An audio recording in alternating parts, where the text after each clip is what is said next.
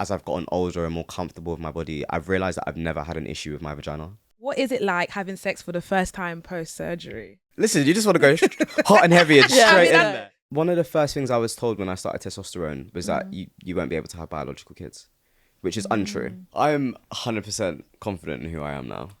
Yeah. Love it. That's a really wonderful... Can we have some like sound effects? Yeah,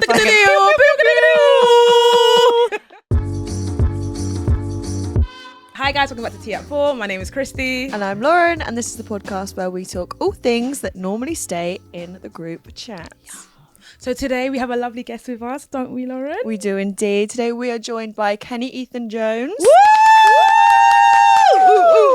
Very excited to have you here. You're bringing the energy. You're glowing. Thank you. Listen, it's that new author glow, do you know what I mean? You know what I'm Okay, little teaser.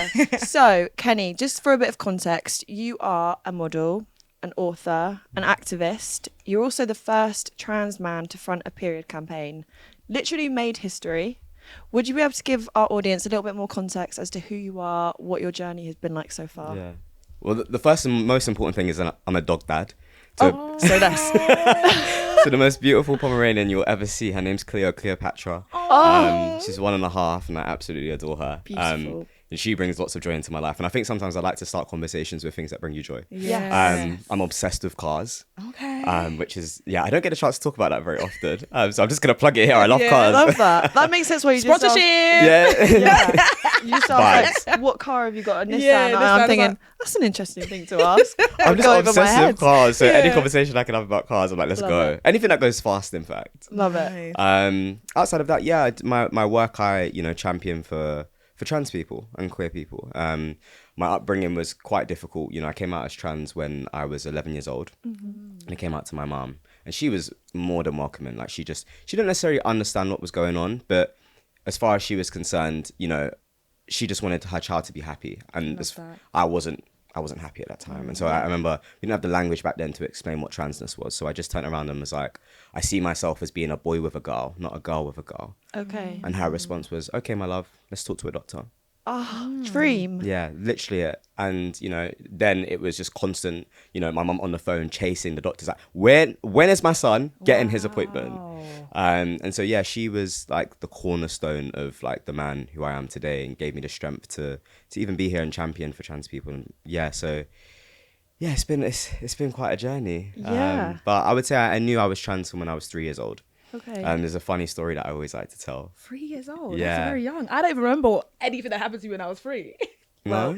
No. Do you know what, funnily enough, so when I was doing research for the book, there's lots of science that suggests that we understand gender and race at 3 years old. Okay. And so it's at that time, obviously, that you'll hear a lot of trans people be like, oh, I think I knew I was trans when I was 3. Wow. So it's a very quite a common age for people to realise. And I realised because my mum had this open door policy at home. I mean, she used to look after the bathroom, and we used to look after a lot of the kids from their state at the time. And so I'd see all the boys pee, obviously, right? So I'd just walk past the bathroom and I'd say, oh, okay, cool. One day I take my little butt in that bathroom and try to pee in the same way that they do. Right. And instead of peeing in the bowl, I peed everywhere else. And I just remember hysterically crying, like, why is this not working? Like, why am my pee going everywhere? Yeah. And I think it was at that point my mum was like, okay, my child's a little bit different. So she always used to say there was lots of different signs. But when I was a little bit older, my mum put me in a dress to go to a wedding, and me being the genius that I was at that age, ran to the bathroom. She had run a bath. And so I ran into the bath, jumped into the bath with this dress on because I knew that she'd have to change me. Yeah. So there was constant moments like that where my mum was like, well, you don't like girls' clothing. Your mindset and how you act is very in line with all the boys. Yeah. And you're being distressed whenever you're in situations where people are treating you as a girl. So I think when I came out, it was very much, this makes sense. Yeah. Did you find yourself at moments like challenging or like pushing down that idea that this wasn't normal thoughts, or like this is not something really being represented around me? Or was your mum constantly championing like this is something we need to be acknowledging at all times, and then starting a journey from there? The key point is that when I was younger, I didn't have these kind of rules around gender as we do now, and obviously as you get older. So for me, I was just Kenny. I was just running around being Kenny. So, and no one was treating me any differently because at that time, you know, when you're that young, it's okay to express yourself however you want to. It's as you get older that it becomes a problem, right? And so the first problem that I had was when I went to an all-girls school. Wow. And that's when I realized, okay, well, the world sees me as a girl, Right. and I see myself as a boy, and there's big friction there. And so it was at that moment that it was definitely like solidified that the world sees me differently. Yeah. And I need to talk to people about this. But obviously there was a lot of confusion because at that time, you're talking about 19 years ago, there was like minimal understanding of transness, no representation on like TV. And even if it was very much like the butt of the joke. It wasn't like in any serious way respecting trans people. And so I felt quite alienated because I didn't even know who to speak to about it. Wow. You know, I went to my mum out of pure distress of being like, well, I don't understand why the world sees me this way when I see myself to be very different. Yeah. And so, 11 years old is where it really started. And, you know, went to the doctors and they said, hey, there's a word for this. You're experiencing gender dysphoria. We believe that you're transgender. Okay. I said, okay, cool. Now there's a word. I can work with this. And so it was easier then to have conversations with other people in my life and be like, hey, you know, I'm trans. Yeah. And they'd be like, okay, well, what does that mean? And they were just like, you've always been Kenny. So like no one was really surprised. So yeah. And then it just kind of moved on from there. Wow. That's amazing. I was just gonna say, I just love the fact that you had your mum as your support system, because I do feel like if you didn't have that kind of person to support you going through school, especially secondary, The ghetto. and I went to all girls school, so I know, and they love us. So it's just the fact that having that kind of figure that was there behind you, backing you, and in your corner is absolutely amazing to see, and you can see that that's the person that you are now, and that emphasis and that strength that she's given you, like you've basically exuding that now. So big up mum. Can we just big up your mum for real? Let's big her up. Yes. Very good. She deserves it. Love it. So yeah, what's the journey been like between then and I guess becoming like an activist? Because it's one thing to, you know, be a trans man in all it is in itself, but then also, you know, championing that for yourself, but then other people, and, you know, being a bit more progressive with everything that comes with that. Like, how have you got to this point? Oh God. Loaded question. Yeah, Brilliant. very loaded question. Sorry. Try to keep it short and sweet. I think ultimately it was becoming confident in who I am. And, you know, in a society that tells you that you're basically worthless if you come from a marginalized identity, it was really hard to have that confidence. And yeah, it took me a good couple of years from the age of, I'd say 11 to 21. It was mostly about self-discovery and ultimately understanding, you know, what does it mean to be a man, and what is that going to look like for me? And, you know, a lot of that especially came from having a puberty that I found challenging, going into having periods and being like, well, the other boys don't have periods, and how that then reflected of how I felt about myself and my body. And so there was always this friction in my mind of, well, their body's different to mine, and does that mean that I'm less valid because mine isn't the same as theirs? And well, society reflects that message also. And so it was saying I now have to kind of unlearn everything that I've learned about what is a man and what makes a woman, and build it for myself in a way that is authentic to me and my experience, because I'm alive, I'm here, and I am a man. And so I needed it was never going to look the same as a cis man. And for those who don't know what cis means, it just means non-trans. And so, yeah, I think a lot of my teenage years was figuring that out, on top of just having really normal teenage experiences, like fancying my first girl. Do you know what I mean? And really, like, quite normal things. And then these really quite traumatic experiences where I didn't even know who to talk to about them. And, you know, as much as my mum was so supportive, she was only so much that she was going to understand too. 100%. Do you know what I mean? So a lot of it was figuring out myself and having the confidence also to just be like, this is who I am, and not allow any room for interpretation to that. And by what I mean by that is saying I'm a man and I'm not going to allow you to treat me any differently. You're not going to misgender me. You're not going to call me by my old name. This is who I am. And if you don't respect that, the door is that way. But ultimately, at a young age, when you're still trying to figure out yourself and having to kind of have that backbone for the sake of my mental well-being, it was really difficult. Wow. How did that affect your relationship with like your siblings? Because especially being young, and then obviously you're trying to, you know, present yourself as this, I am this person. How was that kind of relationship? Like, how did they kind of get to understand you and understand where you were going with your transitioning? Really difficult. Really difficult. So I'm half Jamaican, half English. And so I have one sibling on my mum's side and 10 on my dad's. Right? Wow. Yeah, massive family. he kept himself busy. Yeah, wow. Very busy. 10? Yeah. So my sister on my mum's side, Kizzy, is my older sister, one I'm most closest with. She was very supportive. Okay. Very in line with my mum's perspective. Like, we want you to be happy. We'll support you in whatever you do. Yeah. And black side of my family was a little bit more difficult. You know what I mean? You know, there's a lot of stigma. Yeah. They just don't get things as well. And yeah, it was quite difficult in the sense that they just didn't. I don't think they didn't want to understand me. I just think that everything in their upbringing told them not to support who I was. Yeah. Essentially. And then I think as well it became harder because it's like, well, I'm not only trans, I'm also bi. So it's that double hit of I'm now growing and living my life in a way that you don't support. And I think when I was younger, I didn't necessarily have the same standpoint I do now in terms of my boundaries and respecting myself. So I allowed a lot of misgendering and, you know, allowing them to talk about me in ways that I didn't like, because I wanted to still have a relationship with them to some degree. And I also understood quite young that not everybody's going to understand this, and it's going to be a journey for everybody. Like, I'm still learning to understand what being trans means for me, and they're obviously going to have to take the time to understand that. And so I think I respected that and was like, I'm going to accept treatment that I don't necessarily agree with now, but there's going to become a point where I'm like, I can't, we're cutting it. And so I think as well as I grew older, it became a little bit more easier for them to accept me, just because, well, they saw that I was more confident, they saw that I was more happy, and I started to basically stand up for myself and say, hey, it's Kenny now, it's he, and that's it. And I think ultimately as well, this is quite difficult, to be honest, and probably the first time I've ever really spoken about this. I think being who I am and having the status that I do has allowed them to accept me more.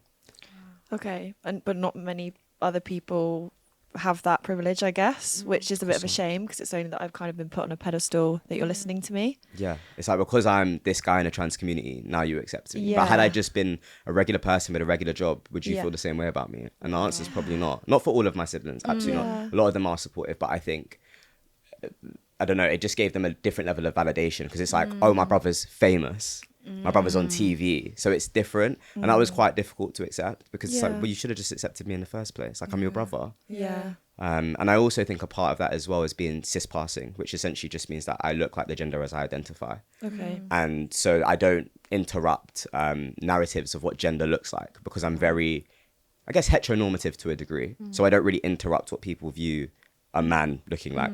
So I think it's also easier to accept me in that way, versus if I looked more feminine, let's say, I don't necessarily think they'd have the same opinion. And I don't just think that's my family. I think that's society. Especially our black community. I think joy is, I feel like it's a lot of things that we are very surface level with. We don't, I don't get it. Like, you're allowed to ask the questions. I don't know why we're quite afraid to kind of like touch on those type of subjects, and it's really upsetting, because it's like, instead of you learning and understanding, you're like, I'm just gonna take it as face value, none of my business, go about my business. No. Do you know, it's so funny as well, because I've got a chapter in my book called Black and Trans, and I do a correlation between the fact of like colorism and being cis passing, because it's the same level, it's a similar discrimination. And the reason that I felt, I guess, a little bit more betrayed by my black family, more so than the white side of my family, is because, well, you've been discriminated for years for the color of your skin, and now I'm being discriminated by, in a way that's just been repackaged. So it's like, more than anybody else, you should understand this more. But you're pushing on that same discrimination to me. You know, make it make sense.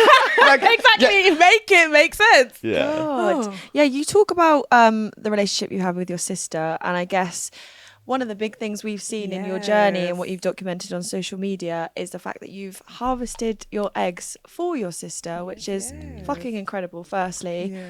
Would you be able to just talk about that experience? Oh, God, yeah. So I've just got done, funny enough. Woo! Yeah, I know. Amazing. Yay! So it was really wonderful. So my sister has been struggling to become pregnant for a while. She's trying for about 4 years, and she ended up having a miscarriage, which broke her heart. And you know, she would call my phone and say, hey, I'd ask her, how's team getting pregnant going? And she was always quite discouraged.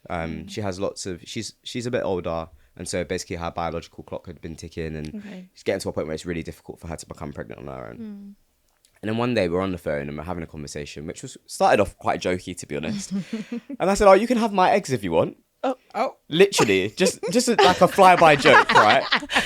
Thinking nothing would come from it, but I wasn't finding it difficult to say that because I still would stand by that, but it was just a joke, right? Power of the tongue. I know. And then I went away. She was like, "Oh, do you have eggs?" And I said, "Oh, I don't actually know. Like, 'cause there's not lots of research around like trans health, so I wasn't really sure." So came off the phone now. I hit up Google, did a little tap, and saw that there was that possibility. And my sister went away, did the same thing. We left the conversation there. Didn't speak about it for a good couple of weeks, right? Thought nothing of it. Yeah, done. Anyways, call my phone again. Was you serious about what you said? Well, I said, absolutely. Like, let's do it. And so we did more research. I came across a lot of trans men who had become pregnant, a lot of trans men who had harvested their eggs. Wow. So I knew it was a possibility. So it was just about talking to the NHS and arranging it. So we had that conversation with NHS. Said, hey, I want to harvest my eggs. And then, so I started the process. And it was wild. Wild. Yeah. Oh my God. Where do you even start? Yeah. Like, are you on hormone? Basically, can you just put it in basic terms? Talk about how it works. 100%. Okay. Yeah. So essentially, from the beginning, you have like a consultation where they just make sure like you understand everything, and they do their best. But it's a very fast-paced process in which you're taking lots of medications. They all have like different requirements, and so it's quite a intense consultation. But essentially, they're just like, okay, they're trying to understand that you understand what you're doing, right? And that this is quite it's a big deal. A big deal for mentally to process, for your body to go through. So that's the initial conversation that you're having with them. And then they'll book in a date, which is quite funny because they're like, you can start tomorrow if you want. I'm like, what? Like, I'm not even ready right now. Really think about this, but also 24 hours. Yeah, do you know what I mean? You can start tomorrow. And I said, no. Let's arrange it for 2 weeks' time. Yeah. So you start it, so you go in and they talk to you about the medication that you have to take. And they do a little explanation of what everyone does. Again, it's too much information to process. So you're just trying to remember what injections you need to take at what time. Yeah. And so from the beginning, I was on 4 medications. So you're on 2 injections that you have to take daily, followed by a pill that you have to take. Yeah. One of the things that I found really considerate was the fact that the doctor that I had been seeing, had trans patients in the past and suggested a specific medication that helped to suppress my estrogen levels. Because I said the one thing that I was really concerned about was being triggered and experiencing gender dysphoria. And I had it quite intensely when I was younger. And so that was like my number one fear. Yeah. And essentially to go on the process, you have to reduce your testosterone amount. Yeah. Yeah. So I was taking 3.5 pumps daily before, and then I had to reduce it to 1 pump a day. Right. So it's also like a lot of your body like changing hormonally. So there's already that happening on top of the fact that then you are taking similar kind of process to IVF essentially. All these hormones that are, trying to get your eggs into a place where they're ready to be collected. Yeah. And so you got to take the injections, 2 injections, 2 pills every day. And the thing that I found the most difficult was that you have to take the injection at 8 p.m, right? And I'm always at some work function at 8 p.m, right? Yeah. So the first day I did this shot, I had to do it in prep. Because I was literally me and my best friend in prep, pulling out all the serums and trying to do all these injections, lifting up my top, trying to do a shot in my stomach. Bear in mind, I hate needles. Wow. In public or in the toilet? No, because I was like, the toilet is so dirty. I'd rather do it outside. So I'm just on the shop floor and just said, let's just get this done. Yeah. Sister needs a baby. Let's make this happen. So, and my best friend Charlie, she's just so silly and encouraging. She's like, we're getting pregnant in Pret, everybody. Pregnant. I like that. Pregnant in Pret, yeah. I was like, I cannot do this right now. There's so much going on. But and then like even the next day I was somewhere else at a next work function. So basically what I'm trying to say is try to do it in a time in your life where you're not busy and you can just be at home at 8 p.m. because otherwise it's just a bit techie. And also one of the medications requires to be cold. So I had to take it around in, one of those kind of like cooler bags. Oh, God. Okay. Yeah. So there's lots of different elements to it that's quite difficult. And then every day, obviously, your body is like changing. And as I got nearer the end of the process, the part that I found really difficult was the fact that obviously your eggs have like duplicated in size. Wow. So the pressure it puts on your bladder made me feel like I needed to pee every 10 seconds. Oh, wow. And that was quite difficult because, and at that point, I guess to some degree, I've never been pregnant, but I can imagine it quite a similar feeling to pregnancy. Yeah. Because you're very bloated, lots of women have reported, looking like they're 4 months pregnant. I was bloated, but not too much, but it was more like the pressure on my bladder. And yeah, just emotionally what the process goes through. So yeah, it's quite difficult. It's quite intense. And to be honest with you, I don't think I've fully processed this still. Wow. No. Yeah. How long did that take all in all between? So it's 14 days. 14 days. In total, yeah. Until the collection itself. And then the collection itself, it's quite a straightforward process, to be honest. So you go in, the doctors come in and they just make you, feel comfortable, make you understand what's going on. You get put to sleep. The procedure itself is about 20 minutes to half an hour. So it's really quick. And then I remember just waking up and like mid-conversation with this nurse. I not even remember going to sleep, which was really bizarre. She was like, "Oh, do you want hot chocolate or coffee?" And I was like, "Hot chocolate, please." And then I opened my eyes and I was like, "Oh, is it done? Everything went well." She's like, "Yeah, you're all good." I said, "Oh, okay, great." So it's quite bizarre, but yeah, we managed to collect 19 eggs and then successfully froze 11, and then 2 extra eggs matured overnight. So we in total collected 13, which is a really good number. That's insane. Really I good guess number. obviously this is a journey that you're giving to your sister, but was it ever something that you've actually sat down and had a conversation with yourself about, like, oh, actually, would I like to have children in the future, and what does that look like? Yeah, I've definitely thought about children. One of the first things I was told when I started testosterone was that you won't be able to have biological kids, which is untrue. But that was the belief at the time, because if you look historically, so gender affirming care, so like hormones now is used as a positive thing for trans people to affirm them in their gender, but originally it was used as a way to make trans people sterile and not to produce children. And that was the belief. And so that's where that understanding comes from, basically. I think it's good to understand the history behind it. Yeah. And so when I was told, when I started testosterone, hey, at this point, because you're asked at that point, do you want to have your eggs collected? Oh, okay. Yeah, that's kind of, because it's seen as the non-reversal point. Or it's just that doing any reversal things at that point would be very difficult. But the gender dysphoria that I was experiencing was way too intense, and I thought something that was going to make me hyper aware of my body, I was like, I cannot do that. Yeah. So I just said nope. And I've always been happy to adopt. It's always been where my heart has been at anyways. I think even if I went on to have a baby of my own, I would still probably adopt as well. So for me, it was never, I didn't really care. It was just more, I'm in a really comfortable place with my body and who I am. I'm really confident. And if I can give this to my sister, and it keeps the Jones blood in the family, I'm happy to do so. So it was probably, aside from knowing that I was trans, it was the second easiest decision that I've ever made. Amazing. And you said, I think it was on your social media, at the end of this 14-day period, you get a period. Is that right? How do you fucking deal with that mentally? And the period is stressful, so stressful. It was the number one thing that made me feel dysphoric growing up. So it was the number one thing that I was also very aware of this process. Luckily, it's definitely been a bit more easier at this point, but I think again it's because of all of the work that I've done and the healing that I've done with the relationship with my body that I found it a little bit more easier. But nevertheless, it's still kind of there. Do you know what I mean? It's always lingering, but. Yeah, I think this period as well it's been especially difficult because, when I was having my periods before I transitioned, I'd have a period maybe for 4 days, 5 days maximum, in and out, boom, bang. Very like clean period, right? Yeah. And this one's been a bit more difficult. So it was like 5 days of quite heavily bleeding that then dragged out to spotting for about 2 weeks. Oh my gosh. So it was, I don't know, it just like mentally took me back to that place of how I felt when I was younger. And I had to tell myself I'm no longer that person. Wow. Yeah. Kenny, like, you don't have to be fearful. Like, you're confident in who you are now. Like, don't let this drag you back to that place. So it was a lot of like mental conversations that I was having with myself. Yeah.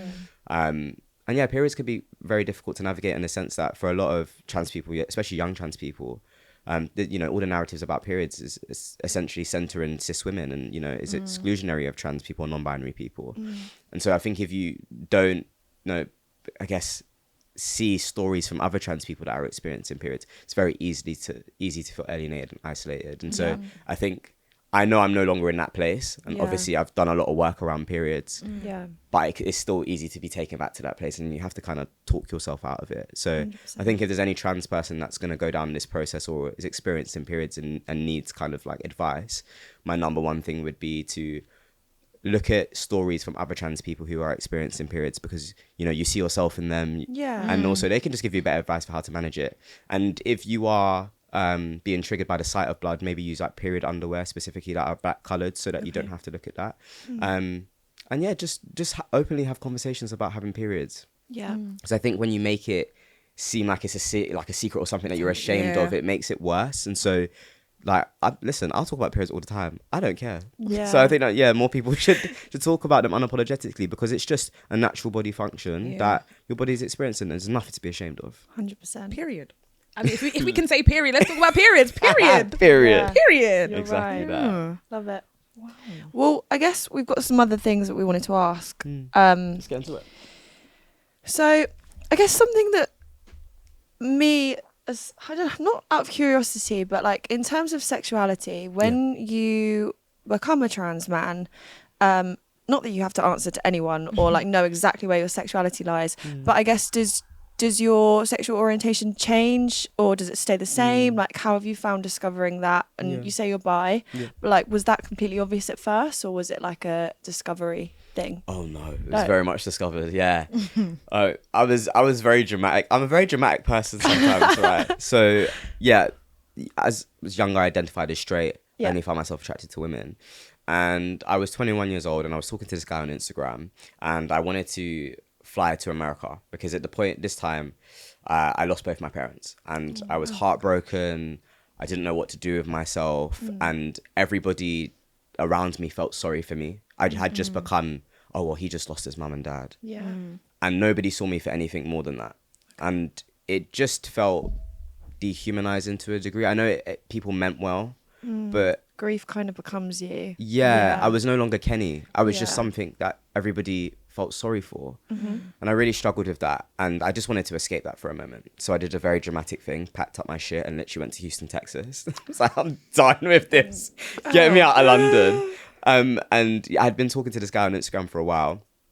And at first I just believed in a friendship way. So gone to America now, meet him. He's really lovely. We get along very well. Slowly I'm like, nah, these are not normal feelings. Like, this is more than friendship feelings. Right. And I'm sat there going, oh, do I find men attractive? Is this what's happening right now? And kissed him. I was like, okay, yeah, no, definitely find men attractive. And so, yeah, I spent a few more weeks in Houston, loved it there, came back and was like, right, I'm bi. All my friends, funny enough, my close friends were just like, we're not even surprised, Kenny. Like, it's you. Like, you're just such like a free, like, what's the word I'm looking for? Just ultimately that you just don't really care about, you're just a free soul. You don't really care about things like that. You like people. So the fact that you find men attractive, nobody's surprised. I was like, oh, thank God, because I thought it was going to be so difficult coming out for the second time, essentially. Yeah. So yeah, it was quite refreshing. Jeez. Did you even like so much pressure to constantly come out in that, like, I know we're probably not at a point where you can normalize the whole journey, but like it must be a little bit draining to feel like, to be scared that I'm have to approach this subject again. Well, I decided that I wasn't going to treat it or approach it like that. Yeah. I thought that I would just naturally bring it up in the conversation that I also date men and I date women, rather than making this big thing out of it. Because I think the issue is making a big thing out 100%. of it. Because why can't it just be as normal as being, I'm straight? Straight people don't come out. No. So why do I have to come out? Yeah. So ultimately, it just became a thing where, you know, if I had a boyfriend at the time, I'd be like, oh, my partner's over there. And I'd be like, oh, this is my boyfriend. Or, you know, I was dating a woman, I'd be like, oh, this is my girlfriend. And I never made it this massive thing, because it shouldn't have to be like, we need to move so past that. Oh, yeah. That age of like YouTubers, I remember when it was like a fucking video.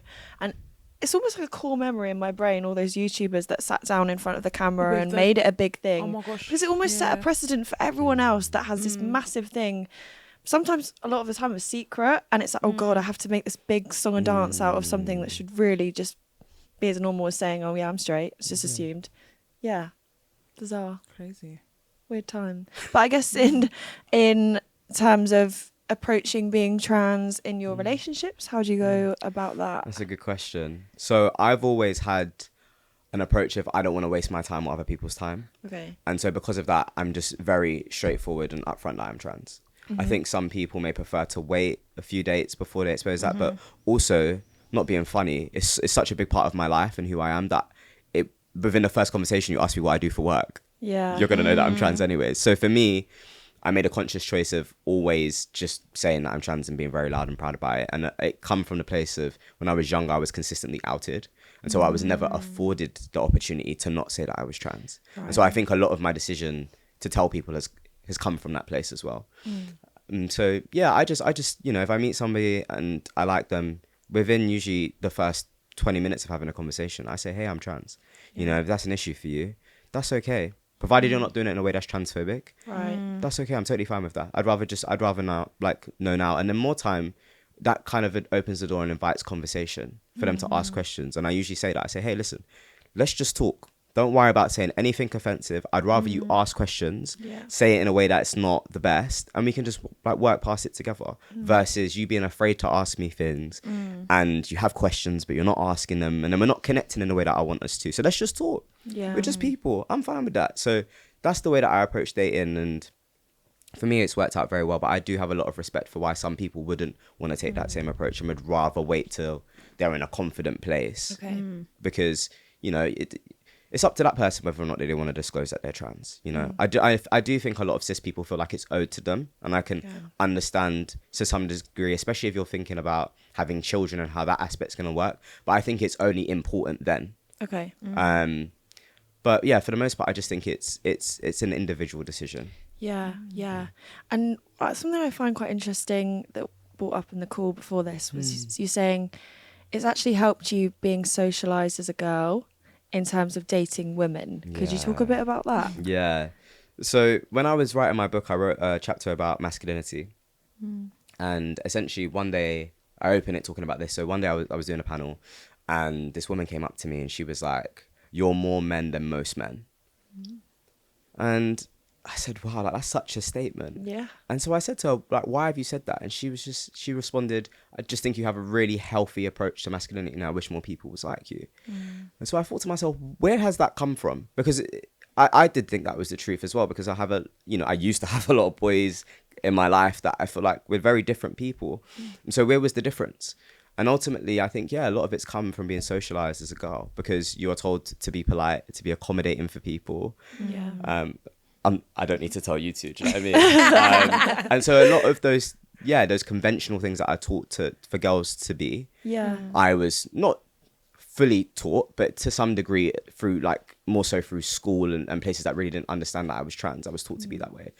And, you know, when I came out as trans, I took the route of being completely opposite. I went to being very, like, masculine and borderline toxic masculinity, because I felt like I had to prove to people that I was a man. Like, I had to prove that I was bigger than cis men in order for my gender to be seen as valid. And so I started to do things that, if I'm honest, I would say was quite misogynistic. I really had to be, like, sit down with myself and be like, what the fuck are you doing, Kenny? Because this is not who you are. This is not how you want to treat people. So what are you doing? But it came from a place of wanting to be valid. I wanted to be seen as Kenny. And then at one point, I had enough. Because I said, the only person that I am damaging women as well, but ultimately I'm damaging myself. Yeah. And I don't want to be this person. So stop doing it. And so that's what I did. I stopped, and I had to really take, like, a full check-in of myself. You know, spoke to my therapist a lot about it and said, hey, like, I want to be better. And then we started to talk about things, what I would classify and make somebody a good human being. And a lot of it came from the framework that I learned as being socialized as a girl. Yeah. And so I started to implement those things more.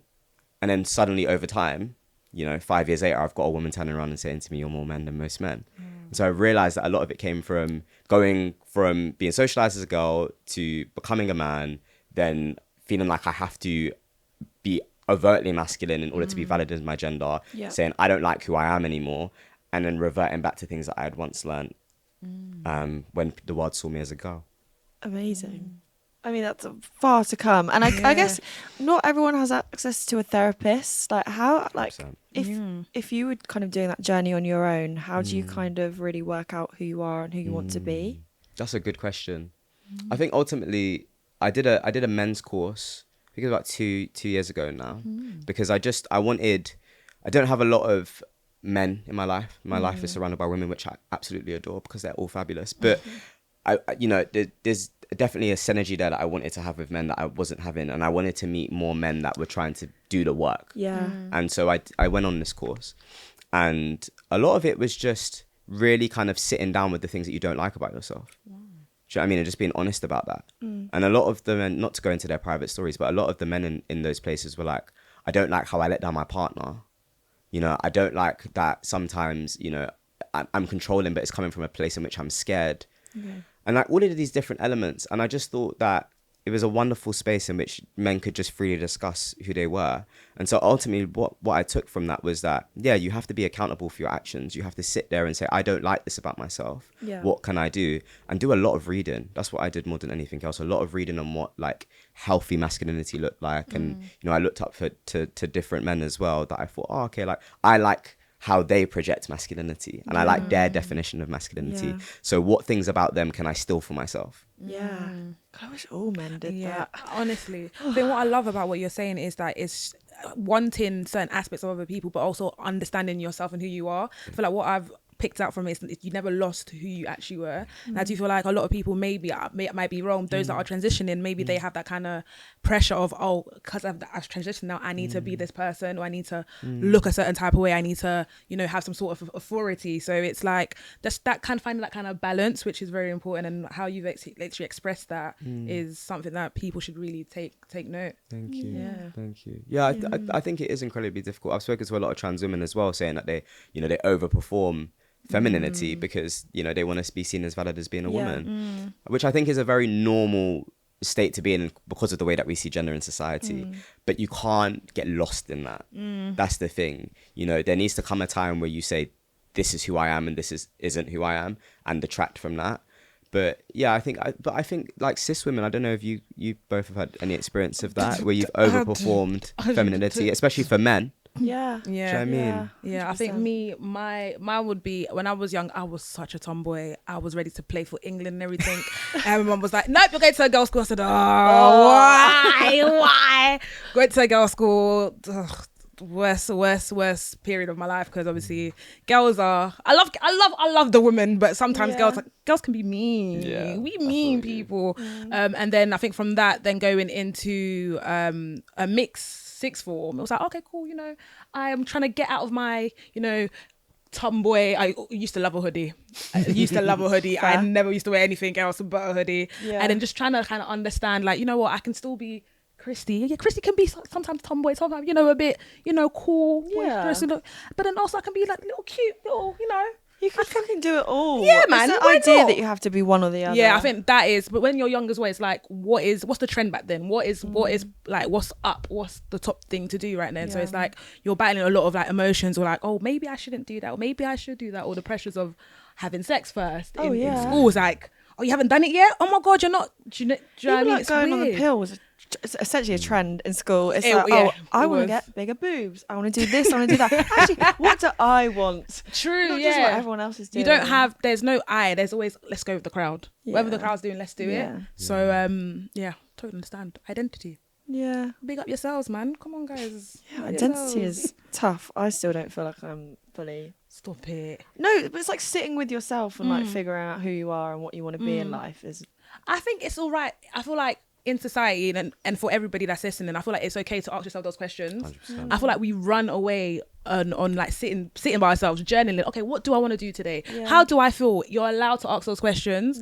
And I feel like I'm at a place where it's like I used to do everything for everybody else, but now I'm like, bun you guys, me first. You know, putting yourself first and just having honest, transparent conversations. Because at the end of the day, you're gonna do yourself a disservice not listening to what that inner person is saying to you. Do you know what I mean? Facts. Yeah, definitely. I guess I love that. Love it. I guess in your journey as well, there's an idea that when you do transition, it's like, done it, completed, the journey is done. Where are you at now compared to when you were young with, do you fully feel like you're there mentally, physically? Like, also we haven't really touched on like gender affirming surgery. Where are you at physically with your journey? Let's talk about it. I'm 100% confident in who I am now. Yeah. Love it. That's a really wonderful. Can we have some like sound effects? Thank you. I feel like I deserve that. That's amazing. Come on. No, I'm in a really wonderful place right now. Yeah. And that I feel like I've earned it, you know, all the work that I've done. So yes, you know, growing up and doing all of that unlearning, finding what masculinity means to me, redefining my definition of what makes a man. Yeah. And, you know, having gender affirming surgery. So I started testosterone when I was 18, I believe. So I've been on, well, I'm 30 now, so I don't know, do the maths, I'm terrible at maths. But yeah, long time. All of us are terrible Yeah, at that's maths, okay. Someone do the plus Someone plus do plus. Yeah. I have this on the screen now. But yeah, I've been on testosterone for quite a long time. Wow. Okay. AKA the beard. The beard's growth has come from that. But and then for me, I always wanted top surgery. Like 100%, there was never any question about that. I always went up and down with whether or not I wanted bottom surgery, just because it's a very complex surgery. Yeah. It requires 3 procedures and it needs to be spread across a year and a half. Okay. So at the time as well, I didn't know, how would I afford the time off work? Would my job allow me to? Obviously, I'm freelance now, but had I gone down more of a commercial route and had a 9 to 5? So there was just lots of questions, but ultimately, I think for me, as I've gotten older and more comfortable with my body, I've realized that I've never had an issue with my vagina. Okay. I think it's more about, I was always worried about how other people viewed my body. Like, I'm not discomfortable. It's more about the period stuff that I don't like. Yeah. Which is fair. I don't think a lot of people like having periods anyway. No. Do you know what I mean? So I kind of realized that in terms of me entertaining the idea of having bottom surgery, for the most part, it was coming from a place of how other people viewed my body and not from me, which, goes on to the reflection that we were talking about. So decided not to. As of today, I still do think about it from time to time. Don't get me wrong, but it's now from a place of like, do I want it for me? Yeah. Versus doing it for others, which I think is the healthy place that you really need to be at with decisions like that, because you can't be making decisions like that for other people. God, no. Do you know what I mean? So yeah, no, I'm really happy. At one point I had jaw filler, which was really good. I really liked it, but just an expensive sport that I no longer want to participate in. So I've opted out. But I'm really comfortable. I think for me, it was always I wanted to have a deep voice and I wanted a flat chest. And getting this beard growth has just been a massive plus. Yeah. So I'm really happy. I think if you turn around and said to younger Kenny, what would you want to look like? I don't even think he would have imagined this. Yeah. So I'm really content. And just like even small things. At one point in my life, I had like removed all the mirrors in my house because I literally couldn't look at my own reflection. It was that bad. And now sometimes I do a little back step, a little shimmy back into my okay, come through. Do you know what I mean? Yeah. And so I think when you go from that place to that place and you look, you go, wow, that's amazing. That's incredible. Yeah. So I'm in a really good place. I'm sure that, that's not to say that all my body issues are fixed, because absolutely not. And there's still days that I'm very hung up on my body. But for the most part, I'm having a lot more good days than bad days. And that for me is a sign of I am where I should be.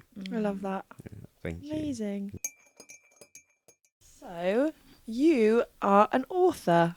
Yes. And you have just brought out a book, which is fucking slay. I could never. Come on.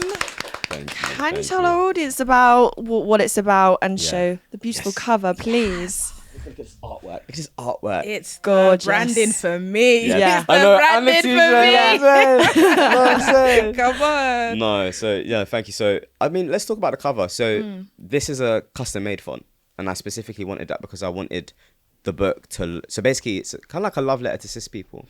So it's about talking about ways that you can love and support us and show up for us and stand beside us rather than in front of us or behind us. And so I wanted the cover to kind of speak to the energy in which the book goes in. So it was really important to me that it felt more like a handwriting kind of situation. So yeah, that's the cover. Like it says at the bottom, a guide to trans allyship and empathy. I think one of the things that I really focused on in this book more than anything else is I think lots of trans people have been dehumanized by the discussions in the media. And so I just wanted it to be a book that was like, hey, 2 friends having a conversation about what you think about trans people. And I think the book really reflects that. But ultimately, my mum is throughout it because obviously she's such a big, massive, important person in my life. And so, she was the number one person that taught, I would say she was my number one ally. And I think a lot of the ways that she treated me is the way that other people, trans people, should be treated. And so I talk about the ways in which she treated me. There's lots of different chapters on many different things. There's the beginning chapter, Gender Begins Here, which discusses the history of gender, because I think a lot of people think that being trans is something new. We've existed just as long as non-trans people have. It's just that we've been marginalized and pushed out of the history books. Right. So I discussed that. There's a whole chapter on being black and trans, and talk about the fact that I didn't feel accepted by the trans community because I was black, didn't feel accepted by my black family and community because I was trans. Yeah. And navigating that difficult intersection. There's a whole chapter on my mini penis. So there's a chapter about sex. So if you're dating someone who's trans, it talks about, also, do you know what it's bigger than that as well. It talks about the fact that, I did an interview with Dr. Karen Gurney, and she's incredible. And we spoke about like sexuality, because the basis for sexuality is I find myself attractive or the opposite, right? And because of the way that we are now expanding how gender looks, do these narratives and do these boxes actually fit? And are we potentially cutting ourselves off from different connections with people on the basis of how we strictly box our sexuality? And so, it goes on to have that conversation. There's a whole chapter about periods in which I discuss J.K. Rowling and her perspective of the trans community, which I'm sure we can go into more detail about.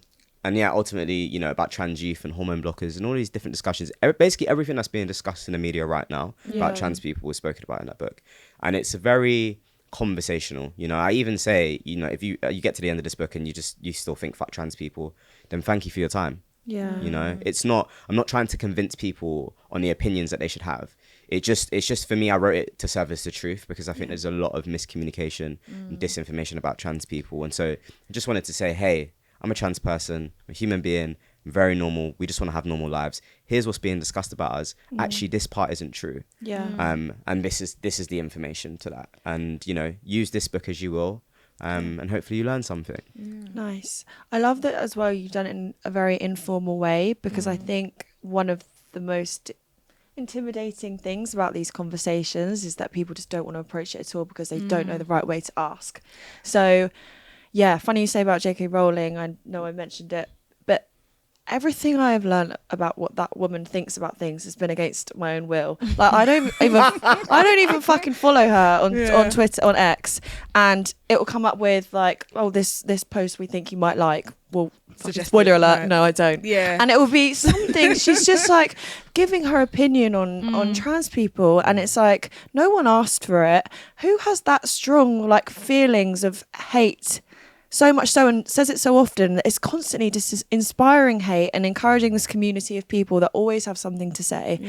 Like, that must be exhausting for you. Yeah. No, it definitely is. I think the first time that I spoke out against J.K. Rowling was when she made the comment on X about periods. But there was a post basically just saying the word people who menstruate to be inclusive, and then she turned around and made a joke about, I can't remember what she exactly said, but there's a word to refer to that, womb something, basically just making a mockery or trying to make a mockery out of trans people. But actually in the same sense she was making a mockery out of women, because there are women out there that don't have wombs, have undeveloped vaginas, multiple different things that are happening. And so it just felt like she was throwing us under the bus, but she was also throwing her own community under the bus. And like you said, she's gone on to say she's doubled down on her transphobia essentially, and she's just running with it at this point. And I don't.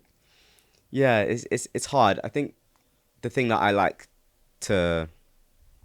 think the framework in which I like to see J.K. Rowling's stand against trans people on is from this perspective, right? So, she's openly spoken about the fact that she's a survivor of sexual violence and domestic abuse, and I think it would be fair to say that's horrible and shouldn't happen to anybody. But I think she has quite a fear towards men because of that, and rightfully so. Like, who wouldn't react like that? But I think ultimately she sees anybody that has a penis as a man, right? And that's why there's a lot of violence towards like trans women from that perspective. And I don't think it's just her that hold that opinion. I think it's lots of people who turn around and say, oh well, I don't even want to say it so like aggressively, but they just see it as like, they see trans women as being predators to some degree, or trying to gain access to women only spaces because they want to do things that are nasty. And that's not the case. And in fact, the evidence and the statistics show the opposite. Trans women are in wait, let me get this right. Trans women are more likely to be harassed in bathrooms than cis women are.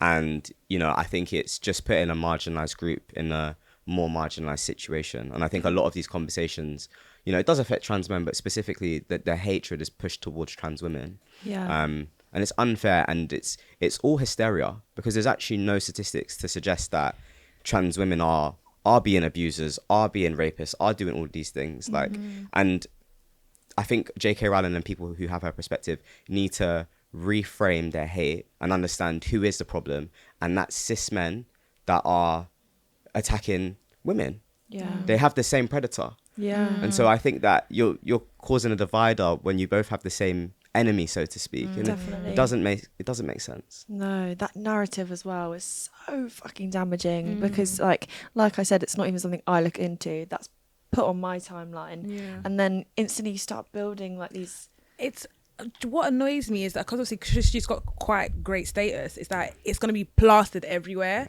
and you don't know the damage that it's causing. So it's like, I feel like, well then society is weird, like the most craziest things they put out there, and you never know who you're hurting or how it's triggering somebody else. And it's that kind of desensitizing that what we've all kind of like been brought up in. Certain things you see in the media now, it's just like, oh, okay, but it shouldn't be, oh, okay. No. That, Like, this is alarming. thank you. Yeah. Red flag. Yeah. So Well, I guess in making the narrative more approachable, the conversation around all of this, we asked our audience, what are some questions that you would love to ask a trans person? And we'd love if you'd answer them. Of with course, us let's go. Love this it. is cute. This is cute. Amazing. Okay. Christy, do you want to start? I will start. So one of the questions were, what is it like having sex for the first time post-surgery? Okay, good question. Listen, you just want to go hot and heavy and Yeah, straight I in know. there. Let's go straight into your sex life, Kenny. No, it's a good question. Well, I haven't had bottom surgery like we've discussed earlier. I've had top surgery, and I think for me it changed my life. You know, specifically having a lot of dysphoria to that area, and then one day it just disappearing was really wonderful. And so, you know, I went from a position where I would always have sex with a t-shirt on to being like, let me just whip this off straight away. Do you know what I mean? So it brought out a different Kenny. And ultimately as well, I think as I got more comfortable and I started to get more into it, like my partner touching my chest while having sex became, I don't know, it was just like more like a gender euphoria moment, because for something, especially I think when you've struggled with something for so long and then it becomes a source of joy, I think it's extra special. And so it's really wonderful. And if I ever get a penis, I'm sure it will be just as glorious. So. Period. I love that. I didn't even know that was a term, gender euphoria. Yeah, Instead of gender dysphoria. euphoria. Oh, that's amazing. Yeah. So just the opposite to gender dysphoria. Yeah, amazing. Another one that was asked was, if you have a new name, how do you choose it? Right. So the name Kenny, funny enough, I did not choose it. I think most trans people probably choose their name. I didn't. Okay. My old name was Kelsey. That's usually known as a dead name, so you shouldn't call people by that. But I feel like that name still is a part of me, and I don't mind talking about it. I really like it. Probably like name my kids Kelsey or something like that. So yeah, but Kenny came from the fact that when I was attending my all-girls school, the girls turned around and said, "Oh, you're so much like a boy. We're just gonna give you a boy's name." And so they called me Kenny, and it just stuck. I love that. That was it. And it just got to a point where there was no point of choosing a new name, because that it felt like who I was as well. And I was always very set on keeping the K, because I didn't want that to change. Yeah. And so I was like, Kenny, all right, well, kind of suits me. And then everyone would be like, oh, this is my friend Kenny. And then before you knew it, it just replaced Kelsey. And I said, well, my friends have spoken. And this is my name. And I was really grateful for that, because I don't know, I think I would have chose something that didn't necessarily suit me, to be honest. It does really suit you. Thank you. Yeah. Shout out to Jamelia. Well done. Nice one. Love it. All right. Next question. Once you start identifying as the other gender, why do you still say trans? Why trans woman or trans man and not just woman or man? Fantastic question. And well, that's a question that people should be asking themselves. Yeah. Why, do we feel the need to put trans in front of things?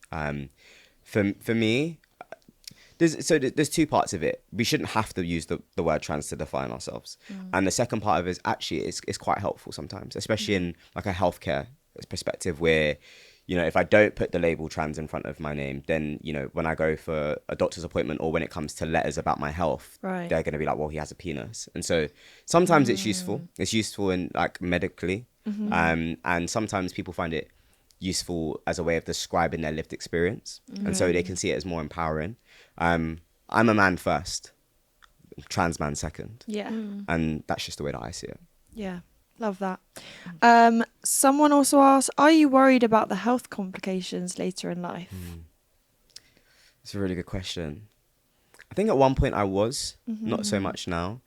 And I think it's more worrying because there's not a lot of research around trans healthcare in general. So even if I wanted to know the potential, if there was going to be any implications, I wouldn't. But as far as I see it, you know, for instance, like top surgery, women have been having boob jobs for God knows how long. There's lots of research to suggest that there's no complications to that longer down the line. So, you know, and I haven't had any implants. In fact, the opposite's happened and all the tissue is gone. So I've tried to, a lot of my healthcare in the way that I view myself is guesswork ultimately, because there isn't the research out there. And, you know, in terms of taking testosterone, well, the way that I see it is, well, all bodies have testosterone and estrogen, and I don't think there's any, you know, going to be complications from that aspect. And do you know what? More so than anything else, even if there was, I've made the right decision for myself. Yeah, 100%. And I would be willing to take on the consequences to that. But what should ultimately be happening is that there is research that suggests, and, you know, there could be ways that we could, you know, if there were to be complications, there could be ways to avoid those complications because we have the research that helps us to make those decisions. So, yeah. I guess it makes you live quite presently. Like, if you're really focusing on that. Which is a great thing. Of obviously not great that there's not the research to look forward into your future and, like, have that autonomy, but makes you very live for now kind of vibes. Well, I'm not really worried. Yeah. Ultimately, this is the cost to be who I am. Yeah. That's how I see it, and I would pay that price any day. And I'm sure for people in other situations, they face similar situations. So for me, that's just it. I don't. It's not that I don't care about the complications. It's just like, you know, regardless, they would be worth it. Yeah, that's beautiful. Love that. Have your friends / family changed the way they acted around you or treated you? Oh, I guess it kind of goes back to the conversation we were saying earlier, but I think the flip side is more about how society treats me, which is that I've inherited male privilege within my transition. And so life has definitely become a bit more easier for me in that regard. Really? Yeah. That's really interesting. In what ways more obvious than... Well, I think, do you know what? I was thinking about this and I find it quite difficult to explain, but it's more in the small interactions on a day-to-day. Like when I go to a restaurant and I'm with my partner, who's a woman, they will talk to me before they talk to her. Small things like that or even, you know, conversations in which, you know, a female friend of mine is trying to have a conversation with like a member of staff because something is wrong and they're just dismissed. But the second I have that conversation, it's like, no, we understand, sir, fine, fixed. Wow. So it's that male privilege aspect that I didn't really think about. But in the small day-to-day things, I'm like, oh, wow, this is definitely giving you have advantages in life. Wow. So yeah, quite weird. I'm still working on that and still trying to understand it. But those are the things, specific life experiences that I'm seeing it displayed right now. Yeah, that's really interesting. And the last question we've got is: if you're a trans man, do you feel you relate to stereotypical ideas of masculinity? I think at the beginning of my transition, I did. And going back to the conversation we had earlier about me kind of falling into being, you know, hyper masculinity, borderline toxic masculinity. But I think after a while, because of that experience of being socialized as a girl, it's, you know, you start to have that conversation with yourself and then you build masculinity for you. Yeah. So I do feel like, you know, as a man, it's still pushed on me. Yeah. It's still said, hey, this is what your masculinity should look like. But the version of me, you know, the person that I want to be says, no, this is where I feel where my masculinity fits. I like being this version of myself, and I'm not going to accept any other way. Well, thank you so much for having this conversation with us today. You are an incredible person, first and foremost, and I'm really fucking excited to read the book. Yes. Thank you. This is People. Where can they find it? Let us know. So all your local bookshops, you know what I mean, all the big ones as well. But yeah, I'd really appreciate your love and support, and if you purchase a copy, because essentially this proves to the publishers that trans voices are worth investing into. So please do buy a copy and tell a friend. Amazing. Thank you, Kenny. Thank you, Kenny. Woo!